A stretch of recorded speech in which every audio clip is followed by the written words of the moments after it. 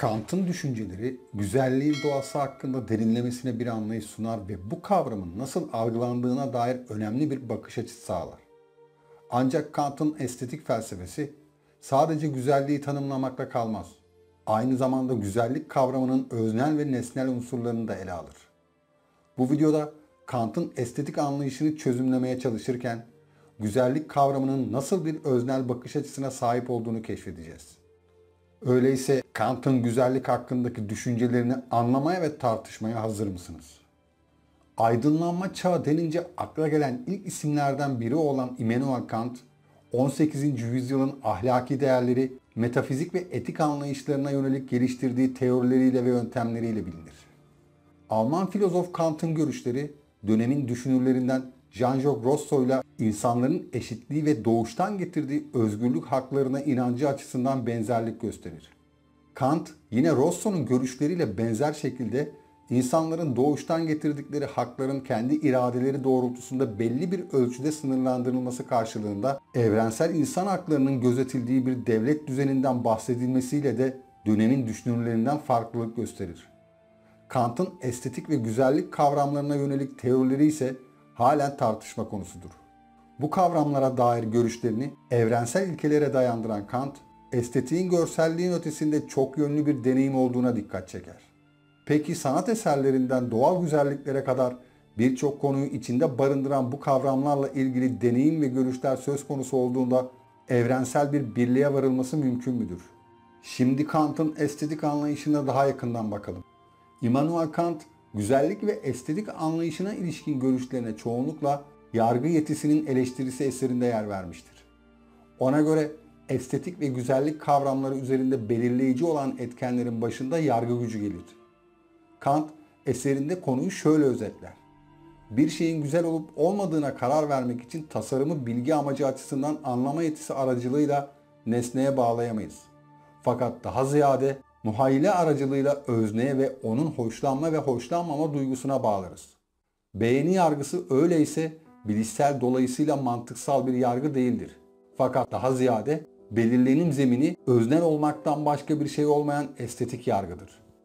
Kant'ın estetik yargı kavramına göre beğeni yargısının bir çıkar gözetmeksizin hoşlanma veya hoşlanmama duygularıyla ilişki içinde olduğu ifade edilebilir. Bu görüşe göre bir varlık kişilerin ilgi alanlarından bağımsız, menfaat gözetmeden ve herkes tarafından beğenilebiliyor olmalıdır. Evrensel güzellik ideali mümkün mü? Immanuel Kant en önemli eserlerinden biri olarak gösterilen Arouus'un eleştirisinde insanların deneylerden bağımsız olarak doğuştan donatıldıkları yetenekleriyle elde edebildikleri a priori bilgi kavramından söz eder. Ona göre bu bilgilere matematik ve fizik gibi alanlarda da rastlamak mümkündür. Kant'a göre estetik yargısı öznenin duygularına gönderimiyle oluşsa da a priori olan yani evrensel bir güzellik idealinin gerçekleşmesi mümkündür. Estetik deneyim bilimsel bilginin konusu olabilir. Temel estetik yargılar üzerinde normatif düşünce ve kavramların etkisi de olabilir. İnsanlar şahsi kanaatlerince olması gerektiğini düşündükleri özelliklere göre bir varlığa karşı beğeni yargısı oluşturabilirler. Kant, bilişsel durumun yanında duyguların da etkisinin bulunduğu bu güzellik kavramını evrensel bir ses şeklinde ifade eder. Diğer yandan söz konusu kavram, evrensel geçerlilik iddialarına rağmen tamamen kanıtlanamamaktadır. Çünkü bahsi geçen evrensel sesin hoşlanma ve hoşlanmama gibi duygularla da ilişkisi bulunmaktadır. A priori bilgi nedir? Kant'a göre a priori bilgi, insanın deneyimlerinden bağımsız olarak var olan bir bilgi türüdür. İnsan bilinci bazı kategoriler aracılığıyla nesneleri anlamak için yapılandırılmıştır. Zihin duyular aracılığıyla gelen deneyimlerin ötesinde bu kategoriler tarafından düzenlenir ve anlam kazanır. Kant, Arouus'un eleştirisi yani saf aklın eleştirisi eserinde bu konuya şöyle açıklık getirir.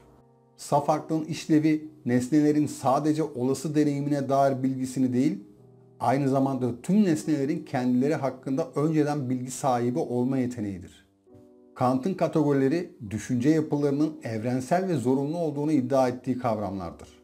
Ona göre bu kavramlar deneyimimizi anlamak için zorunlu olan temel kavramlardır ve bu kategorilerin olmaması durumunda dünyayı anlamak mümkün olmaz. Immanuel Kant'ın insan zihninin deneyimi anlamlandırmak için kullanmaya eğilimli olduğu evrensel ve zorunlu kategorilerin başında nedensellik gelir. Nedensellik, bir olayın diğer bir olaya göre nasıl şekillendiğini anlamak bakımından insan zihni için önemli bir bilgi kaynağıdır. Düşünce süreçlerimizi düzenlememize ve deneyimlerimizi anlamlandırmamıza yardımcı olan diğer özelliklere bakacak olursak, Kant, farklı algıları bir araya getirme isteğini birlik, bir şeyin gerçekleşebilme potansiyelini mümkünlük, nesneler arasında ilişkileri anlama yeteneğini ilişki ve olayların zamanlamasını kavrama yeteneğini zaman ifadeleriyle kategorize eder.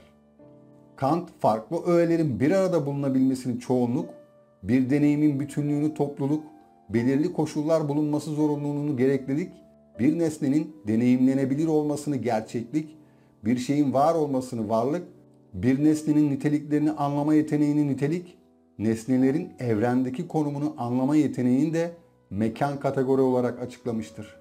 Özetle Immanuel Kant'ın yargının yetisinin eleştirisinde açıklanan estetik teorisi, güzelliğin doğasına ve sanatsal yargıya odaklanır.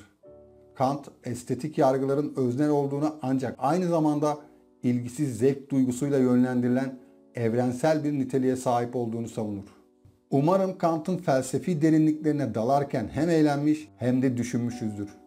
Kant'ın güzellik hakkındaki özgün fikirleri sadece estetik deneyimimizi zenginleştirmekle kalmaz, aynı zamanda insanın algısal dünyasını anlamamıza da yardımcı olur. Belki de en önemlisi Kant'ın bize hatırlattığı gibi güzellik algısı her ne kadar öznel olsa da insan deneyiminin evrensel ve derin bir parçasıdır. Şimdi Kant'ın düşüncelerinden aldığımız bu ışıkla güzelliği ve sanatı daha derinlemesine anlamak ve değerlendirmek için yolumuza devam ediyoruz. Video bitti, hoşça kalın.